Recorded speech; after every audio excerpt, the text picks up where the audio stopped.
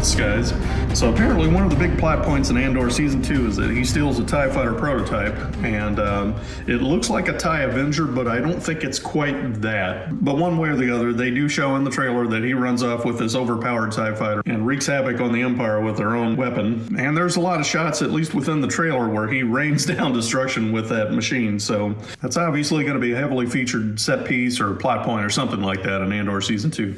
As of the timing of this review, I have not seen Season 2 yet. Actually, at the moment that I'm recording this, I believe it's airing, so that might be a little bit of a test to see how accurate I am with this review. But one way or the other, we did get a cool figure out of the deal, and this is actually the first one in my review series where I'm going to be doing an unboxing as part of the review. And something else I want to mention is I bought this one on pre-order with a couple other figures, and I believe it wasn't supposed to come until July, if I remember right.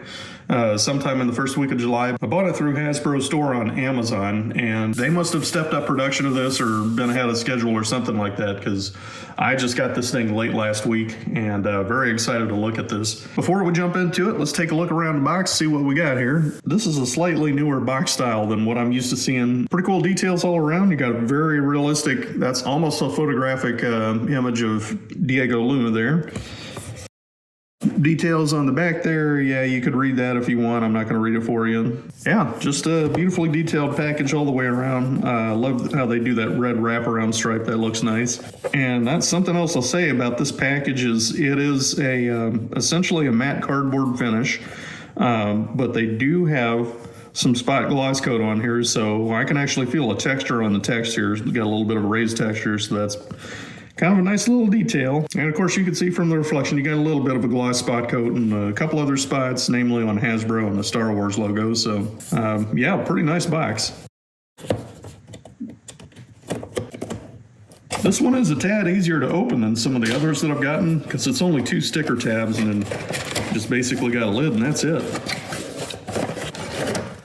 And inside the package, we got a straight up bubble card. Now this is interesting because most of the other figures I've gotten have sort of a lid on the bubble card. And this one has foregone that extra piece for whatever reason, so.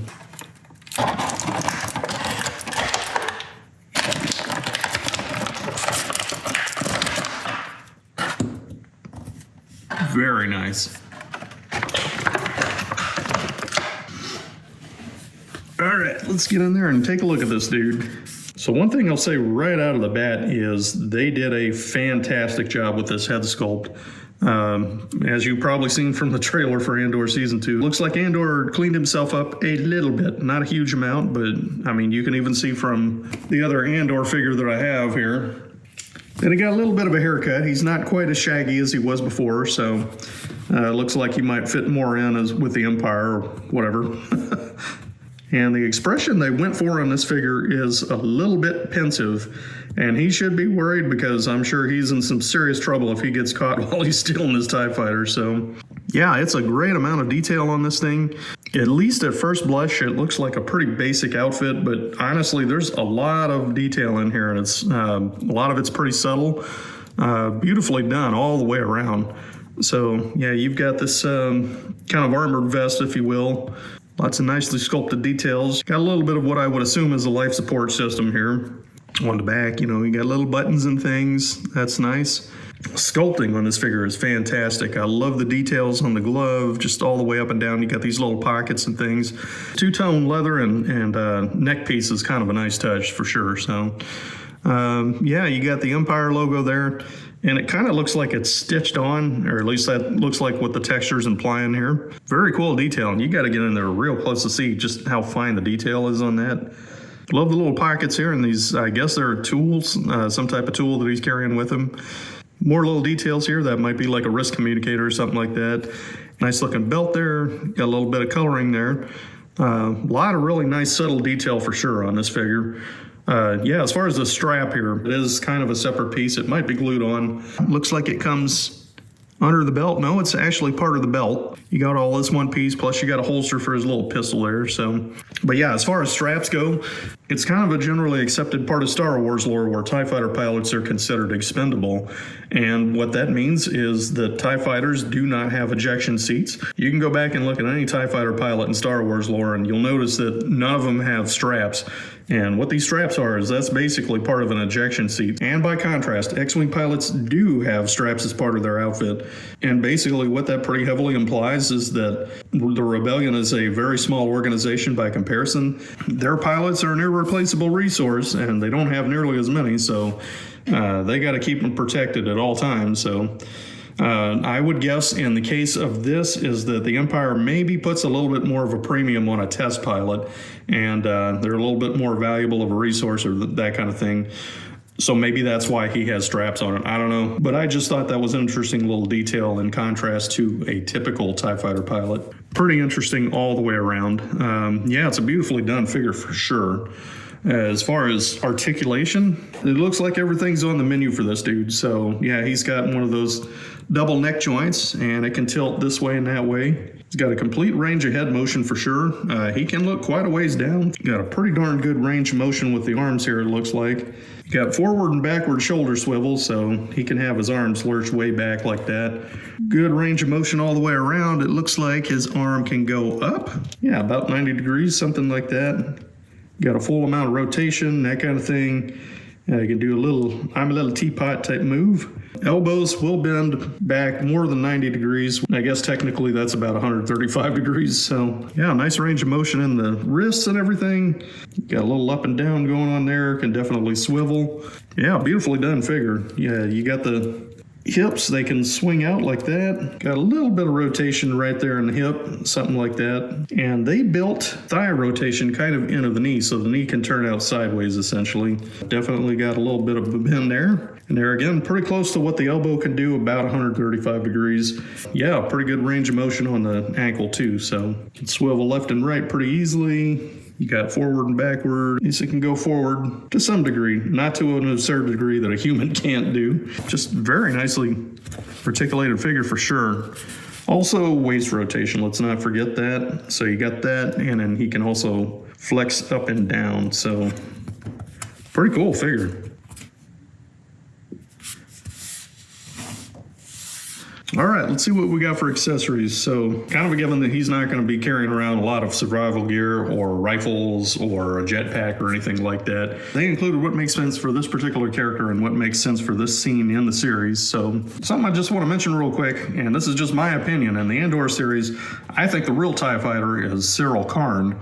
And it's a little bit of a shame that we haven't gotten a figure of him. Man, Hasbro, you need to release a Cyril figure. I mean, he's already having like 2 Deidre Miros. But yeah, basically we've got a number of repeat figures for some of the other characters. Haven't seen a single one for Cyril Karn, so that's the hill I'm going to die on. We need a Cyril Karn figure for sure. But moving on, we're going to talk about the accessories. And again, like I said, what they included in the package is what makes sense for this particular character and what he does in the show. Obviously, this is not a deluxe figure by any means, but as far as the detailing and whatever, it is absolutely premium. So, yeah, we got a little pistol here. And one thing that's curious to me is that it has a gigantic scope on it. Don't know why you would need that for a pistol. Doesn't totally make sense to me. But hey, they did it. It looks pretty cool. And this beautifully sculpted TIE fighter helmet. Love the detailing on it. You got these little oxygen tubes here. You've got Imperial insignias on here on each side. Something else they, honestly probably had room to do, they could have if they wanted to, is if it had at least slightly transparent lenses. But there again, the lenses on TIE fighter pilots are so dark, it probably doesn't even really matter. But that would have been pretty cool if they did it. And we got to see how this fits on this dude's head. Put on your disguise, Andor. Yeah. Damn, that is nice. That's something else I will say is it fits the contour of his head really well. So there's no issue with his head sliding around there or anything like that. Got the full range of motion with the helmet on. So there's no obstruction whatsoever with this. So that's really nice. Yeah, I'm digging this quite a bit. As far as the little pistol, fits in his hand real nice there. I came here for the TIE fighter. You're going to give me the TIE fighter. I want the TIE fighter. Let me steal that TIE fighter. And I'll just admit up front, that's probably going to be the worst Diego Luna impression you've ever heard in your life. So, very cool. I think this holster is a nice touch. They did sculpt it in a way so that the scope can stick out naturally. That's something else that's really nice with this level of articulation is you can actually get his hand up there so that he's ready to draw. Very cool. Really, really cool. I like this figure quite a bit. So as far as rating this character, this is a rating system of 5 categories with 5 points each, and it's up to 25 points. 0 to 5 points, of course, in each category. As far as this rating system goes, I still don't have the graphic look and feel finalized. Still working on that, but I don't want to slow down on character reviews and that kind of thing. So the one we're looking at today is kind of temporary, but it's accurate to the actual rating system. So as far as this figure goes, he is superbly detailed. I can't imagine what they could have done better with this figure, to be honest with you. It's absolutely perfectly detailed. Articulation is fantastic. There is nothing there that is missing at all, I think. I can't imagine, again, what else they could have done with it. I mean, it's just perfectly articulated. As far as accessories, what can you say? It's pretty darn adequate for what this figure is. They're really nicely sculpted and that kind of thing, and they work great for the figure. But we are talking about a pistol and a helmet. That's basically it. So the quality of this figure is absolutely excellent. As far as I can tell, this is the best of what Star Wars Black Series is able to produce. I see no issues whatsoever with this particular figure. This figure may be lacking a little bit in accessories, but as Black Series figures goes, this is a premium figure. This is really as good as it gets quality-wise. So as far as accuracy, I don't know what we're looking at just yet. All I can go on is the trailer so far. I don't think you even see him in his helmet in the trailer at any given point. But ultimately, it looks like it's pretty well done. Nothing missing there as far as that goes. This is only my 3rd figure that I'm reviewing so far. I'm giving this the highest rating that I have for any of the 2 other figures that I have so far by a fairly significant margin. And we're looking at 21 out of 25. So it's absolutely a fantastic sculpt. If you're in the Black Series at all, this is definitely one to get. This is one of the best, I think. As far as that goes, that's my review of Cassian Andor and his TIE Fighter pilot disguise. And man, looks like he's going to be causing some chaos. I'm definitely looking forward to seeing what happens in the show. So more to come on Black Series reviews for sure. Definitely appreciate you guys taking the time to watch this. If you've made it this far, please leave me a comment. Let me know what you think.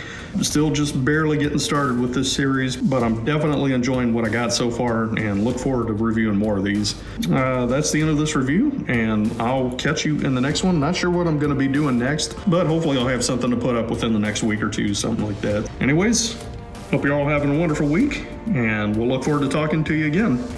Take care.